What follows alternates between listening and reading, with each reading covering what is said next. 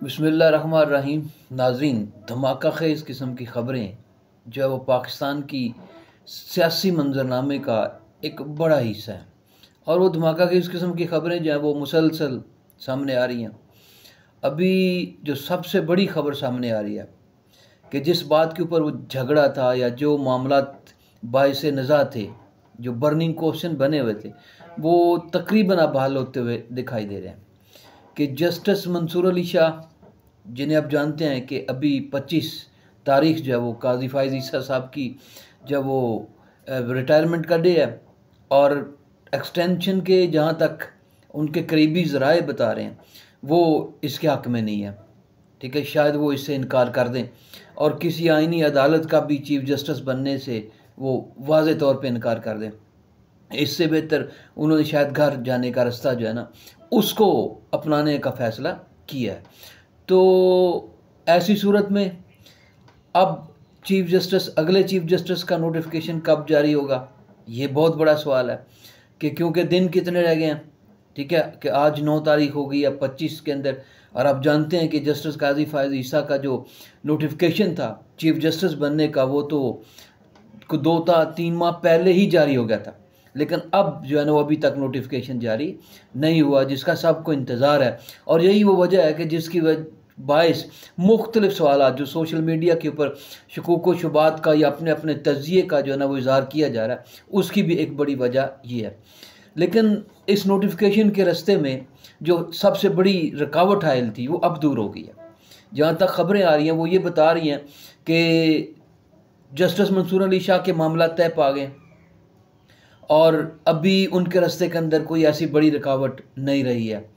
हालांकि अभी बिलावल भुट्टो ने हाल ही में जो गुज़िश्ता रात एक इंटरव्यू दिया और जो हेडलाइंस बना उसके अंदर उन्होंने 25 तारीख का भी तज़किरा किया कि उससे पहले हमें ना जल्दी है ना फलां है, तो आईनी तरमीम हो जाएगी।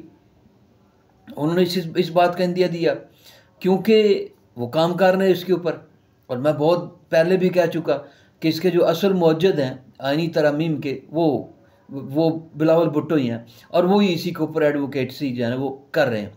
किसी को इख्तलाफ हो सकता है, इज़हार राय है, अपनी अपनी राय हर कोई रखता है, लेकिन इसके ऊपर इतना काम जो है वो शहबाज हुकूमत नहीं कर रही जितना कि बिलावल भुट्टो कर रहे हैं, और बड़ी तेज़ी के साथ वो कर रहे हैं। साथ उन्होंने एक और फ़िक्रा बोला जो अच्छा खासा कंट्रोवर्सल है।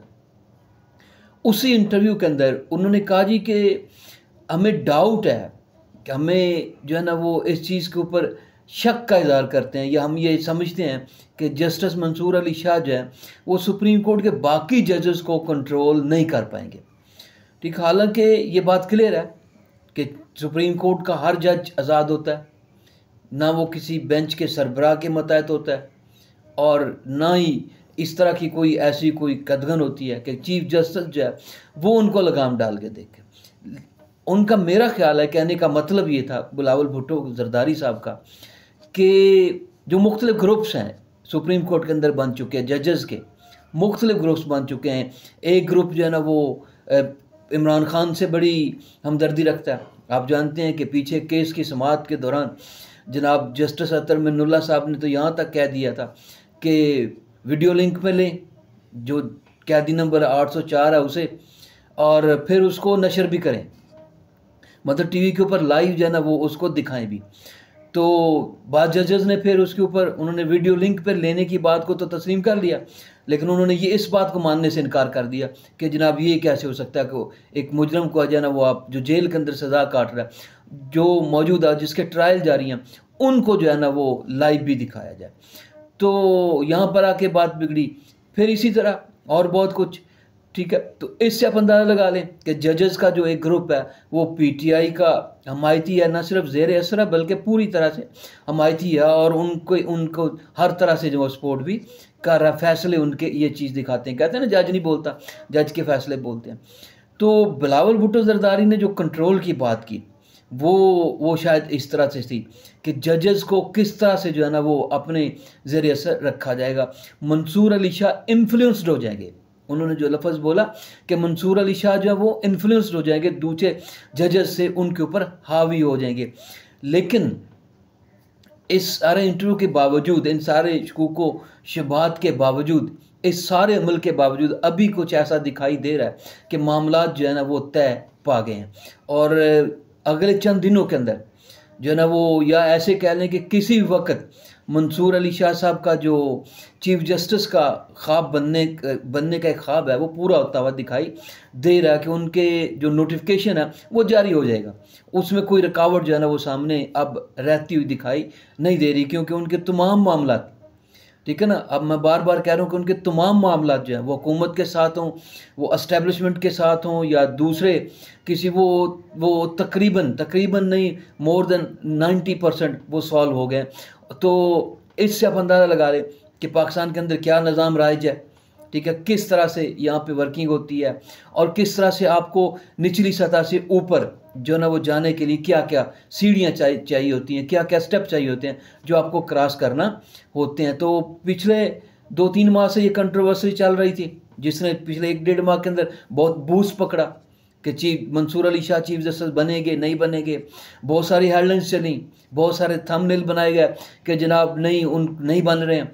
लेकिन अभी इतलात ऐसी हैं कि तमाम मामला जो हैं वो सेटल हो गए हैं। दोनों साइड्स, हुकूमत भी और मंसूर अली शाह साइड भी जो है ना वो इस मामले को हल करने में काफ़ी हद तक कामयाब हो गई है। तो इससे ये मालूम होता है कि मौजूदा चीफ जस्टिस जो 25 तारीख को जो है ना वो रिटायर हो जाएंगे, वो जो है ना अब मज़ीद एक्सटेंशन या उसके चक्करों के अंदर नहीं है, बल्कि अब वो अपनी इन जिम्मेदारियों से सबकदोश होना चाहते हैं और इससे आगे की तरफ देख रहे हैं।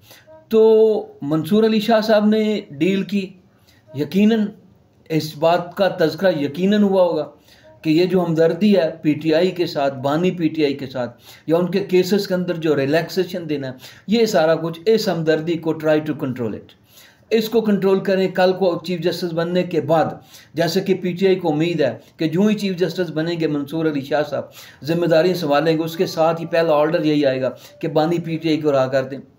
ठीक है, उनके दिमाग के अंदर ये चीज़ फिट है कि बानी पीटीआई को जो है वो रिहा कर दें फौरी तौर पे, कोई मामला जो नहीं है वो कोई केस नहीं है। ठीक है, जैसे वो उम्मीद लगाए बैठे हैं। और इसके साथ साथ ये जो बाकी सारी तरामीम का और आगे पीछे जो चक्कर चल रहा है वो भी अपनी जगह पे वाइंड अप हो जाएगा। पीटीआई को ही उम्मीदें हैं, जो मैं इस वक्त बात कर रहा हूँ ना, कि पीटीआई होप कर रही है, उसको एक्सपेक्ट कर रही है कि जो जस्टिस मंसूर अली शाह जो ही जो है ना वो मामला संभालेंगे तो उनके साथ ही जो ऑर्डर्स देंगे वो ही आएंगे। तो इससे आप अंदाज़ा लगा लें कि सूरत हाल कहाँ तक जो है वो। तो अब यकीनन जब उनकी डील हुई तो उन्होंने इस चीज़ को यकीनन जो है ना वो तय किया कि ये काम नहीं होंगे।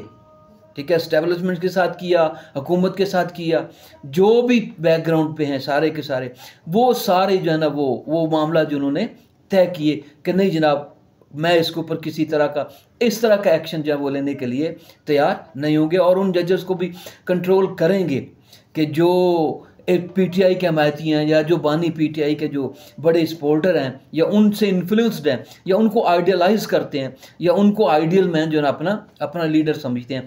तो ये सारी चीज़ें जो है ना वो यकीनन तय पा गई हैं। और तभी जाकर अब किसी भी वक्त, ठीक है, मेरा नहीं ख्याल कि इसके अंदर कोई दिन लग सके, किसी वक्त जो है वो जस्टिस मंसूर अली शाह साहब की जो चीफ जस्टिस के नोटिफिकेशन है वो रेडी हो रहा है और उसको फाइनलाइज कर दिया जाएगा, अनाउंस भी हो जाएगा। अचानक टेलीविजन की जो स्क्रीन है वो ब्रेकिंग न्यूज़ के साथ जो है वो सामने आ जाएंगी कि लें जी मंसूर अली शाह साहब को जो है ना वो अगला चीफ जस्टिस जो है वो अपॉइंट कर दिया गया। तो इससे आप अंदाज़ा लगा लें कि मामला किस तरह से तय पाते हैं। इसके बाद जो दूसरी चीज़ है वो बड़ी अहम है कि आइनी तरामीम जिनको गवर्नमेंट हुकूमत हर सूरत कामयाब कराना चाहती है, जो पैकेज उन्होंने बना लिया है उसको वो हर सूरत पाया तकमील तक पहुंचाना चाहते हैं। लेकिन रास्ते में बहुत सारी रुकावटें हमने पिछले 1 माह के अंदर देखा। ठीक है, मौलाना फजल रहमान का किरदार बड़ा अहम आया और बड़ा खुलकर सामने आया और उन्होंने अपोजिशन को जो है ना उनके डिसीजन से बड़ी खुशी मिली। अपोजिशन कौन सी है? वो पीटीआई के वो नाम नहाद लीडर हैं जो अपने आप को पीटीआई के सब करता धरता समझते हैं, लेकिन जब भी कोई एहतजाज होता है या कहीं पे कोई जलसा करना होता है तो उस वक्त गायब होते हैं। उस वक्त उनका कोई नाम व निशान नहीं होता, सिर्फ एक ही बंदा होता है और वो अली अमीन गंडापुरा, जिसके ऊपर बहुत सारे सवाल भी उठाए जाते हैं, सारा कुछ किया जाता है। लेकिन वो लोग मुलाकातें भी करते रहे, बड़े खुश भी हुए कि चलें फजलुर रहमान साहब ने हमारे हक़ के अंदर जो फैसला किया। अब बात आगे बढ़ी है, मौलाना फजलुर रहमान से जो तवक्को थी उन्होंने अब फिर वही काम किया, और वो किया कि वो अपना मुसवदा जो कामरान मुर्तज़ा जो उनके बड़े अहम जो है ना वो वकील रहनुमा भी हैं, वो कलाम से भी हैं, उन्होंने जो नया मुसवदा तैयार किया।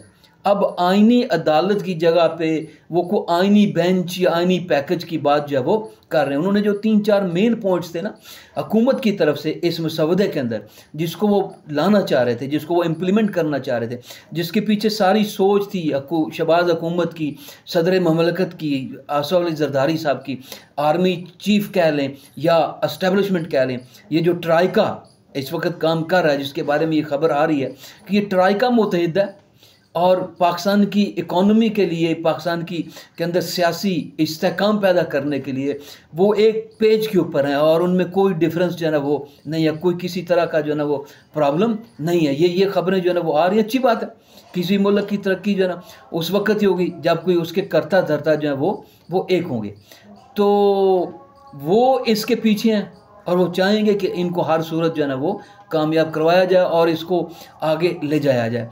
तो बहरहाल अब देखना यह है कि मौलाना फजलुर रहमान ने नई अपनी पटारी से जो सांप है वो निकाल देना, ठीक है, और वो तैयार हैं बिल्कुल, और वो कोशिश करेंगे कि मेरी बात को एक्सेप्ट किया जाए, या उनकी जो तजावीज़ हैं या जो उन्होंने मुसवदा तरतीब दिया है, और उसके अंदर बहुत कुछ तब्दीलियाँ हैं। ये वाज़ेन में रखिएगा कि जो मुसवदा वो तैयार करके बैठे हैं उसके अंदर बहुत कुछ तब्दील है, बहुत कुछ जो है वो चेंज है, ठीक है, जिससे हुकूमत को धचका भी लग सकता है, ठीक है। हुकूमत के लिए उनको एक्सेप्ट करना इतना आसान भी नहीं है, लेकिन वो सारा कुछ अपनी जगह पे मौलाना अपना मुसवदा जो है ना वो मैदान में उतारने के लिए तैयार हैं। उसको टेबल कर देंगे, वो आज कर दें, कल कर दें, क्योंकि 25 से पहले ये काम जो है ना वो हर सूरत पाया तकमील तक हुकूमत पहुंचाना चाहती है कि इसको हर सूरत जो है ना वो मुकम्मल किया जाए, इसके बगैर गुजारा नहीं है। और आइनी अदालत बने, आइनी बेंच बने, उसका सरबराह कौन होगा, ठीक है, क्योंकि काजी साहब के हवाले से तो ये खबर आ रही है वो एक्सटेंशन लेने के लिए तैयार नहीं है, मतलब जो अपनी मुद्दत मुलाजमत है उस टेन्योर के अंदर वो अपनी उसको तैयार नहीं है। वो हुकूमत की जो सोच थी वो काफ़ी हद तक, क्योंकि इसके ऊपर भी मौलाना फजलुर रहमान साहब को एतराज़ मौजूद है। तो अब जो मुसवदा ला रहे हैं उसके अंदर यकीनन हुकूमत का मुसवदा और वो उसके अंदर बड़ी आपस में जो है ना टकराव है।